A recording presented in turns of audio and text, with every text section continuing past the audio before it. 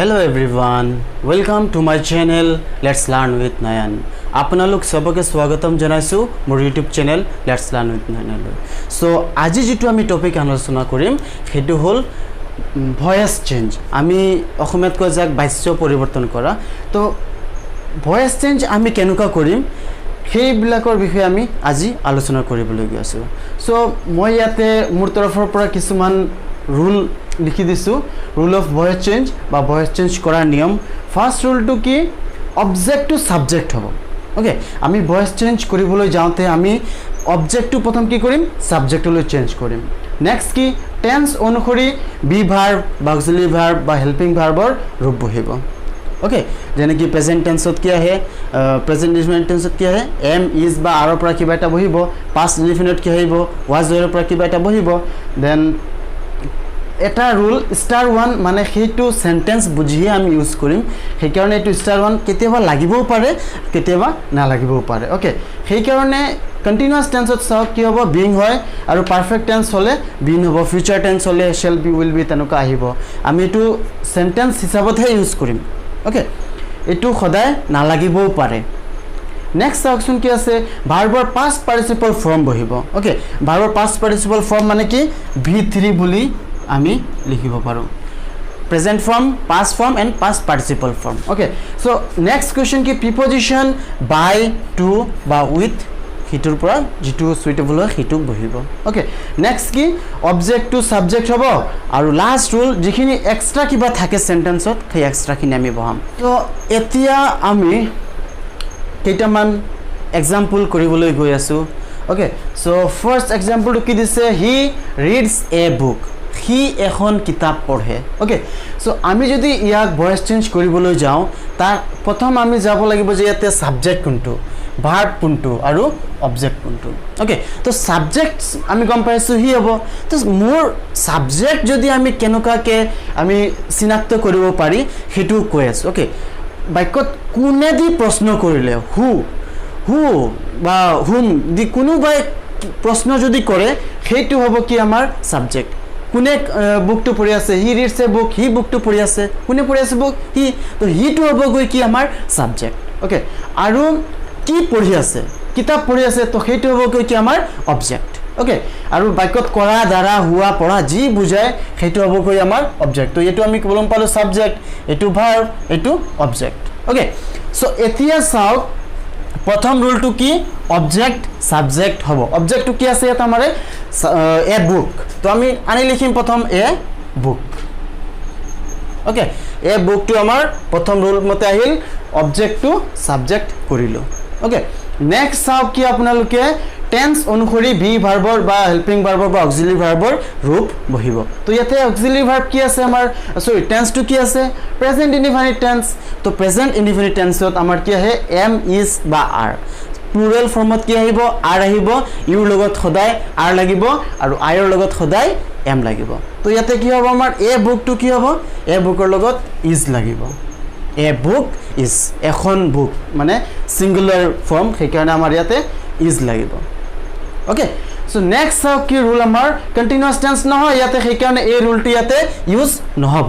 Okay, next চাওক ভাৰ্বৰ past participle form বহিব মানে V3 ফৰ্ম যেটো কওঁ আমি। ওকে, সো ইয়াতে ৰিড, ৰেড সেম হয় আমাৰ। তো ইয়াতে আমি বহাই দিম এ বুক ইজ ৰেড। এইটো গ'ল আমাৰ third number rule. Number fourth কি rule preposition by to with বহিব বা আহিব। প্রিপজিশন বাই টু উইথ, তো আমি প্রিপজিশন বাই বহাম। এ book is red by.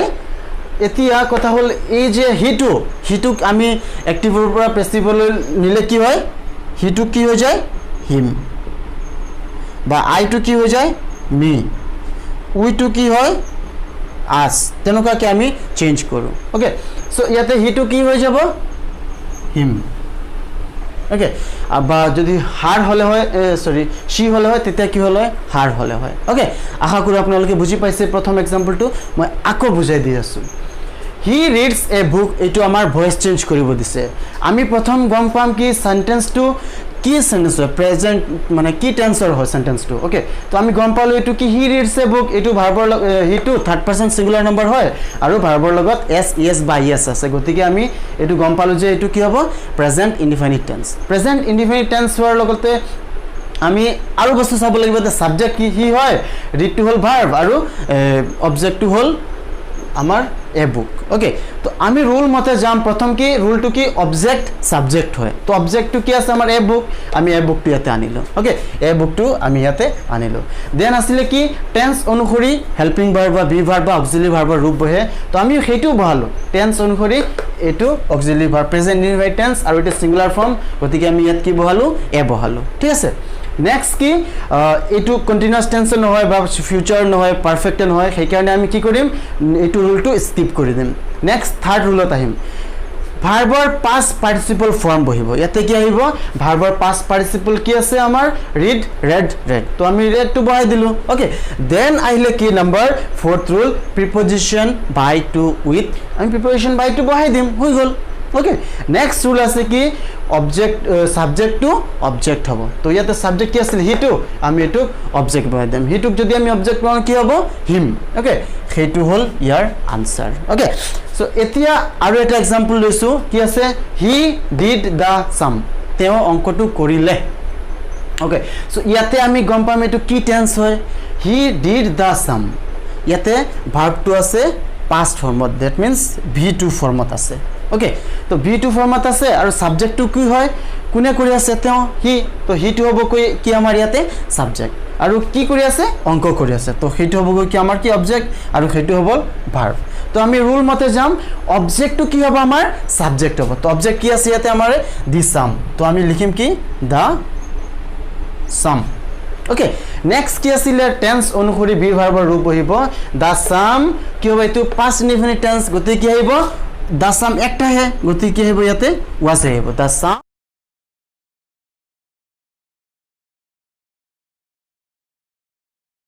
Sum was okay next কি আছে চাওকচোন এটো কন্টিনিউয়াস টেন্স নহয় পারফেক্ট টেন্স নহয় সেই কাৰণে এই দুটা ৰুল স্কিপ হ'ব নেক্সট কি চাওক ভাৰ্বৰ পাস্ট পাৰ্টিসিপল ফৰ্ম বহিব তো যদি আমি ভাৰ্বৰ পাস্ট পাৰ্টিসিপল ফৰ্ম বহাও ডিড ভাৰ্বৰ পাস্ট পার্টিসিপল ফর্ম কি হ'ব ডু ডিড ডান তো আমি কি বহাম ইয়াতে ওয়াজ ডান ওকে দেন আসলে কি আমাৰ প্রিপজিশন বাই টু উইথ বহিব ডান বাই আমি বহাম দেন আছে কি আকৌ সাবজেক্ট টু অবজেক্ট হ'ব অবজেক্ট কি আছে সাবজেক্ট টু আমি অবজেক্ট কৰিলে হিটো আছে সেম আগৰ নিচিনা তো হিটো চেঞ্জ হৈ কি হৈ যাব হিম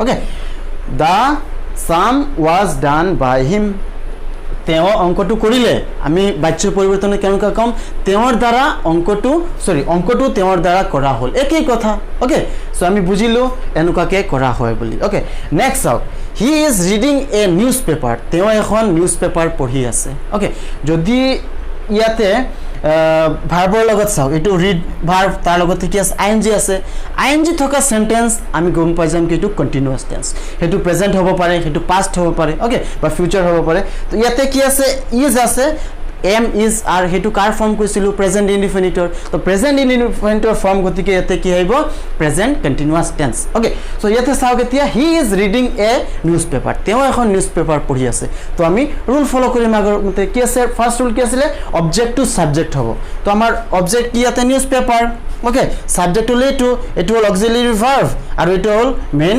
ভাৰ্ব ওকে মেইন ভাৰ্বৰ লগত আইএনজি আছে তাৰ মানে আমি ইয়াৰ পৰা গম পাও কি কন্টিনিউয়াস টেন্স ওকে তো ফাৰ্স্ট ৰুল আমাৰ কি অবজেক্ট টু সাবজেক্ট হয় আমি বহাম ইয়াত অবজেক্ট কি আছে এ নিউজ পেপাৰ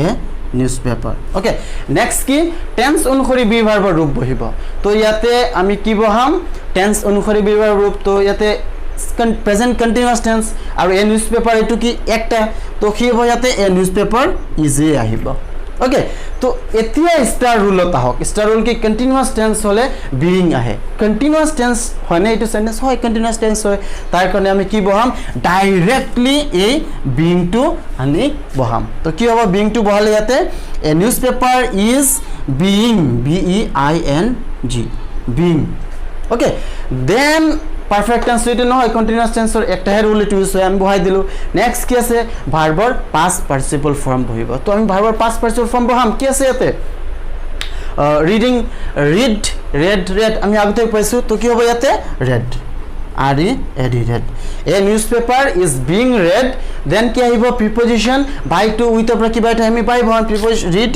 by then কি আছিলে subject to object হয় তো subject to object কি হলে কি হ'ব he to আছে হ'ব কি him বুজিছে আপোনালোকে বহুত সহজ হয় ঠিক আছে এতিয়া আৰু এটা আমি एग्जांपल কৰিম